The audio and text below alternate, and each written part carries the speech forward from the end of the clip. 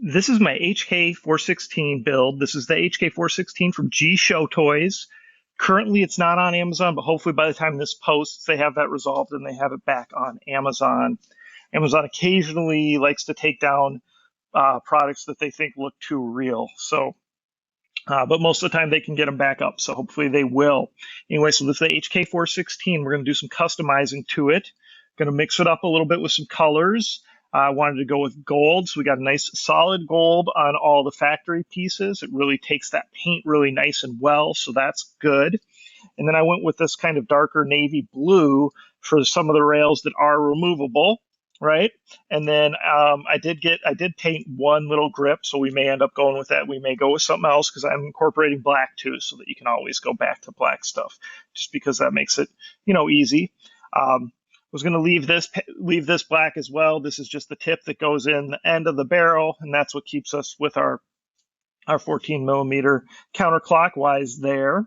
And for the barrel, I'm not quite sure what I'm going to end up doing. Going to switch to a regular buffer tube instead of the buffer tube that it comes with, right? This type. And I already got that painted out. So that's going to match the stock. At least this one stock is going to match the blue that I'm tying in. This one is going to go with this rail. It's kind of a Chris Vector style rail that's made to go the full length of the blaster from the charge handle all the way to the end of the barrel right here. So we're going to paint this out, probably blue. I'm afraid I don't have enough paint, so that's why I'm considering going with a different color, like maybe even mixing in a baby blue with the dark blue, the gold, and the black. I think that might look good and kind of just, make it a little different too. I always try to keep, when I can, if I can keep the grips, the factory, the black, even if you do a really good job of painting them, if you're touching them constantly with sweaty, wet hands and stuff, eventually the paint's not going to hold up as well in those spots. So you just try to avoid it if you can. Here we'll give you a little close-up of what the gearbox looks like out of the blaster. This is basically the same as the M4A1, which I've shown you before. Looks like it's got a different motor.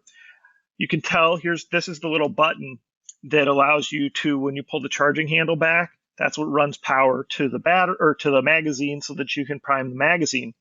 I showed you on the M4A1 at one point, they've got this little spot here, but there's no button there. There's nothing that goes in there.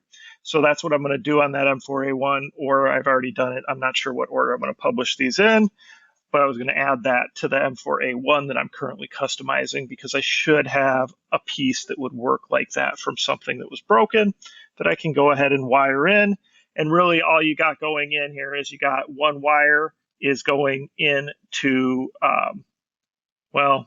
these are wired in directly here, but what you can do is just wire directly to these little, the springs here that are going to power the magazine, solder to the top, to their switch, and then splice into the battery and get your power that way too. So there's a couple different ways to do it.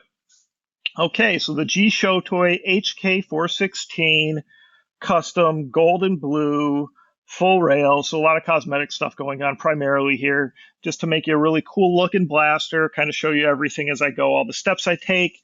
With paint, guys, just try to be super patient. Factory pieces take all paint really good because they're super smooth. I don't advise sanding anything factory.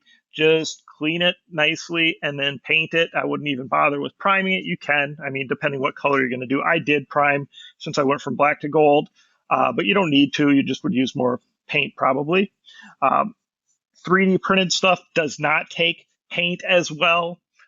It does fine, but to try to get this type of super smooth finish like you'll get with that, it would take a huge, ridiculous amount of sanding, and I sand enough as it is. I don't want to go crazy like that. So that's why I try to do some other paints on those. Even, matte finish stuff or flat stuff is the best probably for hiding any imperfections. So anyway, comments, questions, please post them below. I'll kind of post these in parts as I continue through the build process.